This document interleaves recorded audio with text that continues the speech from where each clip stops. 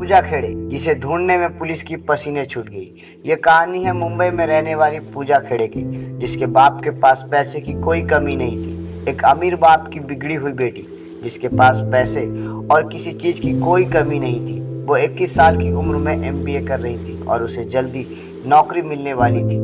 लेकिन आखिर उसके साथ क्या हुआ कि जब उसे पुलिस ने ढूंढना शुरू किया तो वो एक रेड लाइट एरिया में मिली।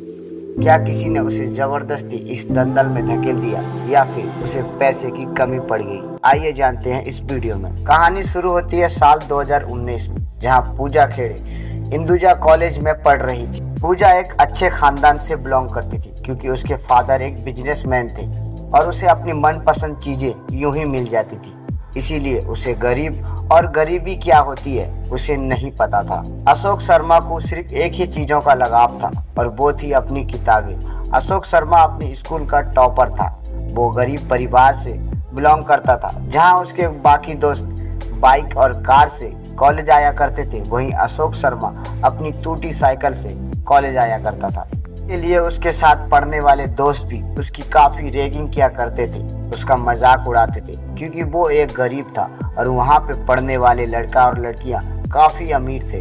अमीर बाप के बच्चों को कहाँ पता है कि गरीब और गरीबी क्या होती है, और इसमें पूजा भी शामिल थी। पूजा भी अक्सर अशोक का मजाक बनाती थी। अशोक उन्हें जवाब देने की बजाय सीधा कॉलेज चला जाता था और अपनी पढ़ाई खत्म कर सीधा अपने घर चला जाता था, क्योंकि वो कभी भी इन लोगों के साथ मुंह लगाना नहीं चाहता था, क्योंकि उसे पता था कि ये अमीर बाप के बिगड़े हुए बच्चे हैं और ये एक ठहरा गरीब लड़का। अशोक एक पढ़ाकू लड़का था, उसे लड़कियों से कोई इंटरेस्ट नहीं था, लेकिन इसके अलावा पूजा काफी खूबसूरत और एक अट्रैक्टिव लड़की थी।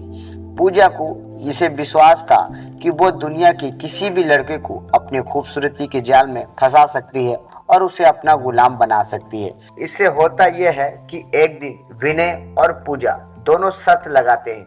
विनय कहता है कि अगर तुमने अशोक को फंसा कर दिखाया तो मैं तुम्हें मान लूंगा। पूजा को पूरा यकीन था कि वो अपने प्यार के जाल में अशोक को जरूर फंसा सकती है। इसीलिए जब वो कॉलेज आता था तो सबसे पहले उसे डिस्टर्ब करना शुरू कर देती थी। लेकिन कुछ दिन तक तो अशोक उसके जाल में नहीं आया, लेकिन उसके बाद धीरे धीरे अशोक भी उसे दिल दे बैठा। अशोक को नहीं पता था कि पूजा सिर्फ उसके साथ एक मजाक कर रही है और एक टाइम पास कर रही है। जानबूझकर अशोक के टेबल पर अपना नंबर रख कर आती है ताकि उसे वो फोन कर सके। जब अशोक को पूजा का नंबर मिलता है तो अशोक रात में उसे फोन करता है और उसे अपनी प्यार का इजहार करता है। लेकिन पूजा कहती है कि नहीं, अगर तुम मुझसे सच्ची मोहब्बत करते हो तो कल सुबह कॉलेज में मेरे दोस्तों के सामने मुझे प्रपोज करके दिखाओ। तो अशोक उससे बहुत ज़्यादा प्यार करता था, इसीलिए सुबह जब अशोक कॉलेज आता है तो पूजा और उसके दोस्तों को साथ में देखता है और वो भाग कर जाता है और पूजा को उनके दोस्तों के सामने बोलता है कि पूजा, मैं तुमसे बहुत प्यार करता हूँ। तभी पूजा हंसने लगती है और जोर जोर से सभी उसके दोस्त हंसने लगते हैं और उसका मजाक बनाते हुए पूजा कहती है कि देखो, तुम्हारे जैसे हैसियत के लड़के मेरे पापा के रोज कार धोया करते हैं। पूजा बोलती है कि तुम्हें क्या लगा मैं तुम जैसे गरीब और फटीचर से प्यार करूंगी? नहीं, तुम्हारे जैसे लड़के मेरे पापा के रोज कार धोया करते हैं। तुम्हें पता है मेरी एक दिन की खर्च कितनी है? मेरी एक दिन की जितनी खर्च है उतना तुम्हारे पापा एक महीने में कमाते नहीं होंगे। याद है विनय, मैंने तुमसे कहा था कि मैं इस पढ़ाकू अशोक को अपना गुलाम बना दूंगी और अपने प्यार के जाल में फंसा लूंगी। देखा, मैंने कर दिखाया। ऐसा बोलकर वो विनय के साथ हंसते हंसते चली जाती है। क्योंकि अशोक एक गरीब था और उसका दिल टूट चुका था, इसीलिए वो रोते हुए अपने घर चला जाता है और फिर कभी कॉलेज नहीं आता है। पूजा और विनय दोनों ही काफी अच्छे दोस्त थे, लेकिन पूजा मन ही मन विनय को पसंद करने लगी थी। एक दिन वो विनय से बोलती है कि मैं तुमसे बहुत प्यार करती हूँ और मैं अपने घर वालों से हम दोनों की रिश्ते की बात करूंगी।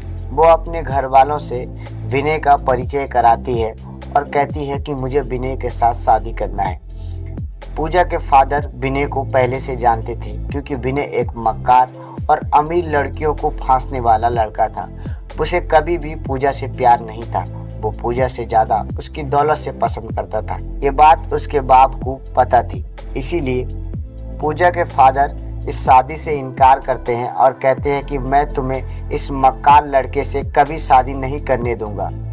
पूजा गुस्से में आ जाती है क्योंकि वो विनय से प्यार करती है, इसीलिए वो अपने बाप को मनाने की कोशिश करती है, लेकिन उसका बाप उसके रिश्ते से ठुकरा देता है क्योंकि विनय की असलियत उसे पता थी। विनय के प्यार में पूजा इतनी अंधी थी कि एक दिन वो घर से भागने की मन बना लेती है और रात के 12 बजे वो विनय को फ़ोन करके बोलती है कि हम दोनों भागकर शादी कर लेंगे। तभी विनय बोलता है कि ठीक है, तुम आओ, तुम माहिम स्टेशन के पास आ जाओ, हम दोनों कल ही सुबह शादी कर लेंगे। पूजा घर से 10 लाख रुपए कैश और 5 लाख की जेवर लेकर माहिम स्टेशन के पास आ जाती है। माहिम स्टेशन के पास आकर वो विनय को फ़ोन करती है और विनय एक कार में पूजा के पास आता है और बोलता है कि बैठो, हमारे फार्म हाउस पर चलो। पूजा को लेकर वो उस औरत के पास चला जाता है जो जिस्म फरोशी का धंधा करती है। पूजा को उस औरत सौंप कर उससे 5 लाख रुपए लेता है और ऑस्ट्रेलिया के लिए सुबह की फ्लाइट पकड़ने लगता है।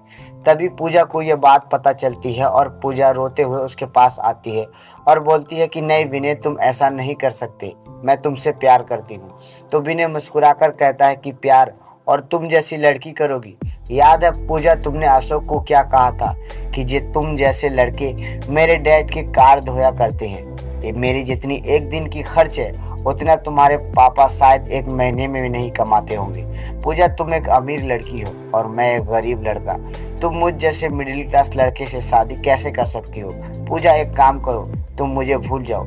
ऐसा कहकर वो ऑस्ट्रेलिया के लिए चला जाता है और यहाँ उसे पूजा को जबरन एक घर में कैद कर दिया जाता है और उसे जबरन जिस्म फरोशी के धंधे में धकेल दिया जाता है। पुलिस जगह जगह पूजा को तलाश करती है, लेकिन फिर भी पूजा का कोई पता नहीं चलता। 6 महीने तक ये तलाश का सिलसिला चलता रहता है, लेकिन फिर पुलिस जब कमाटीपुरा के एक कोठे पर रेड मारती है तो उन्हें पूजा हाथ लगती है। पुलिस पूजा से पूछताछ करती है तो पूजा बताती है कि हाँ, उसने अब तक जबरन 30 लोगों के साथ सेक्स किया है।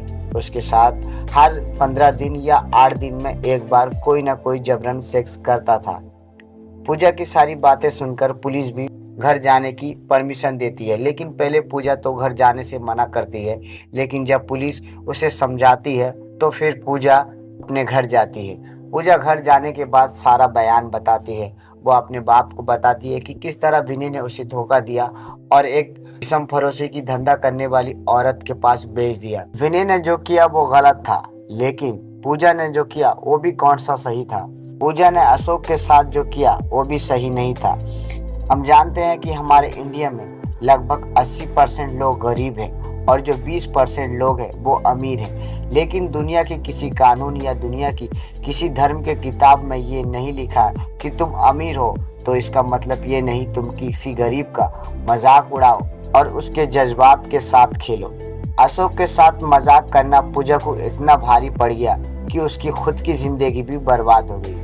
दोस्तों, उम्मीद करता हूँ आपको ये वीडियो अच्छा लगा हो, तो प्लीज़ वीडियो को लाइक करें और चैनल को सब्सक्राइब करें।